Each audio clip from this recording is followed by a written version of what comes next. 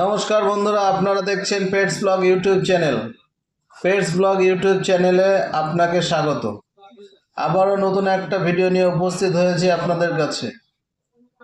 আপনারা অনেকেই আছেন যারা বাজার থেকে, হাট থেকে বা কোনো ডিলারের কাছ থেকে পাখি বাড়িতে নিয়ে আসেন এবং কয়েকদিন পরে ডিম পাড়ার জন্য পাখির খাঁচায় বক্স বা হাঁড়ি দিয়ে দেন। বক্স বা হাঁড়ি পেলে পাখি ডিম দেবে, কিন্তু ডিম থেকে পাখির বাচ্চা ঠিকঠাক বের হবে না।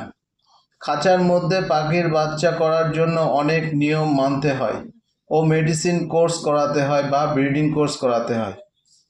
আর এই কোর্স না করালে আপনি আপনার পাখি থেকে ঠিকমতো বাচ্চা পাবেন না বা বাচ্চা পাওয়ার আশা করবেন না। আজ আমি এই ভিডিওর মাধ্যমে আপনাদের জানাবো কিভাবে বা কি করলে পাখির বাচ্চা ঠিকমতো পাওয়া যাবে বা ব্রিডিং কোর্স কিভাবে করাতে হয়। আলোচনার আগে সবার কাছে অনুরোধ থাকবে, চ্যানেলটি সাবস্ক্রাইব করে বেল আইকনটি প্রেস করে রাখুন। এতে নতুন নতুন ভিডিও নোটিফিকেশন আপনার কাছে চলে যাবে। আর যারা ইতিমধ্যে সাবস্ক্রাইব করেছেন তাদেরকে অনেক অনেক ধন্যবাদ। আর ভিডিওটি ভালো লাগলে অবশ্যই লাইক, কমেন্ট ও শেয়ার করবেন। চলুন আজকের ভিডিওটা শুরু করা যাক। ব্রিডিং কোর্স আমরা কেন করব বা ব্রিডিং কোর্সের প্রয়োজন হয় কেন? ব্রিডিং কোর্স করার কারণ হচ্ছে পাখির শরীরে ভিটামিন, ক্যালসিয়ামের অভাব থাকলে সেটা ঠিক করা এবং শারীরিকভাবে সুস্থ রাখা। আমরা রেগুলার পাখিদের যে খাবার প্রোভাইড করি সেই খাবারে পাখি ভিটামিন, ক্যালসিয়াম ঠিকমতো নাও পেতে পারে, যে কারণে পাখি ডিম পারলেও সেই ডিম ক্যালসিয়াম বা পুষ্টির অভাবে ফার্টিলিটি নাও হতে পারে বা বাচ্চা ঠিকমতো হয় না। ব্রিডিং কোর্স করতে গেলে প্রথমে যেটা করতে হবে সেটা হচ্ছে পাখির লিভার ঠিক করতে হবে। লিভার ঠিক করতে হলে পাখিকে লিভার টনিক খাওয়াতে হবে। এই টনিক কন্টিনিউ 5 দিন খাওয়াতে হবে। তবে বক্স দেওয়ার আগে এই ব্রিডিং কোর্স করতে হবে।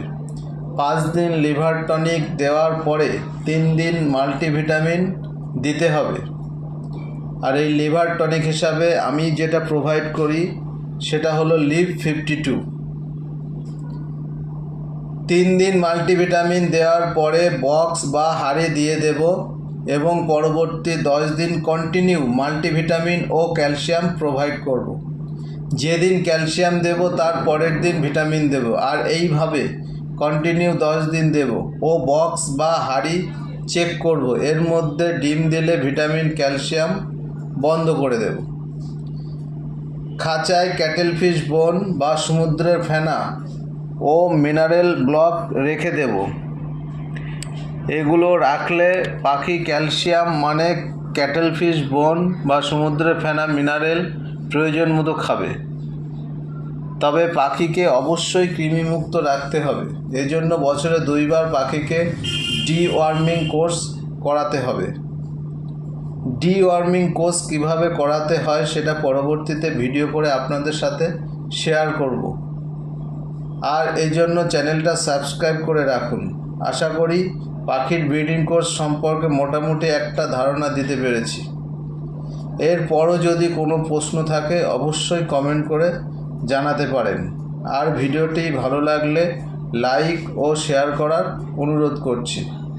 ধন্যবাদ। দেখা হচ্ছে পরবর্তী ভিডিওয়।